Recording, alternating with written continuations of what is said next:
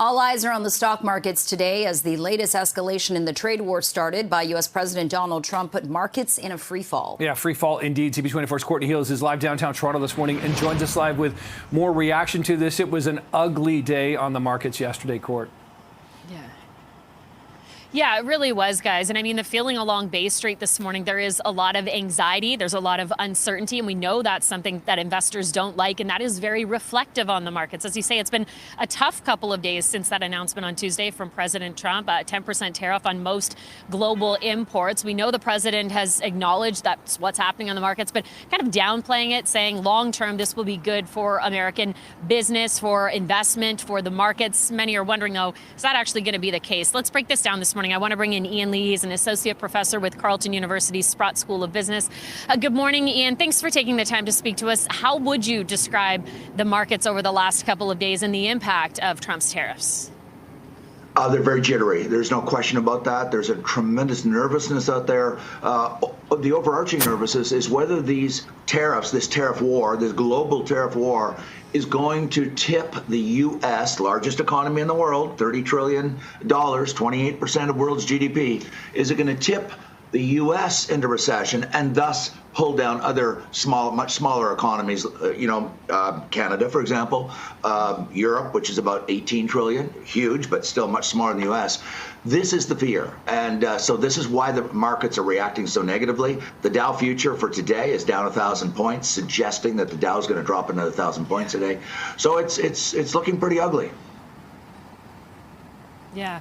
And you speak of recession. I mean, we've talked to experts who say we are absolutely going to see a recession in the States and very likely here in Canada, but we still don't know, right? What would be some of the key indicators if that is, in fact, what we're going to see here? One thing we're going to look at is GDP numbers, of course, because GDP is an early warning signal of total revenues, the total growth in the economy. Another, of course, is unemployment. Because when companies are, I'm talking large companies, are early, they really monitor this very closely.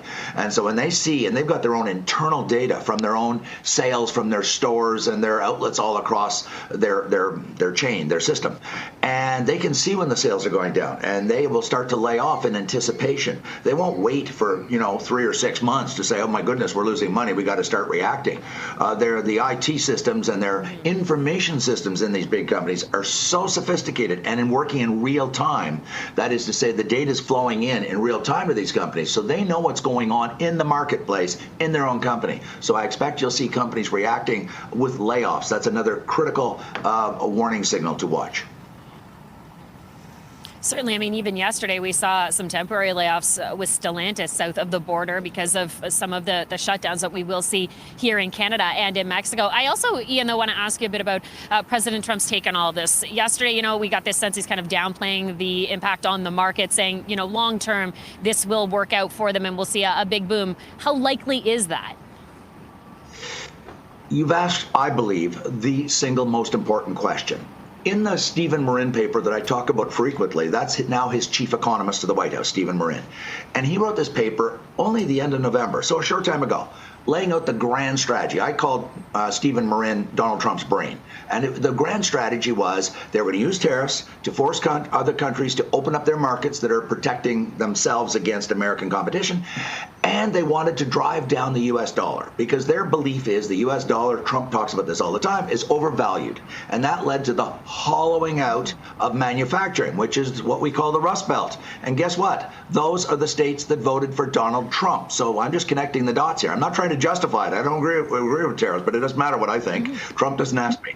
Okay? So my point is he's saying, hey, this is great news. He actually said it yesterday. The dollar's going down. It's going to make our exports more competitive. So he's sort of celebrating, and he's saying the long-term payoff is going to return a benefit for the short-term pain. Yet to be seen. Too soon to say. Yeah. Yeah, and I mean, we wait and see if this plan all works out, but, so much on the line in the meantime. Ian Lee, thank you so much for your time, sir, and your take on all of this. We really appreciate it.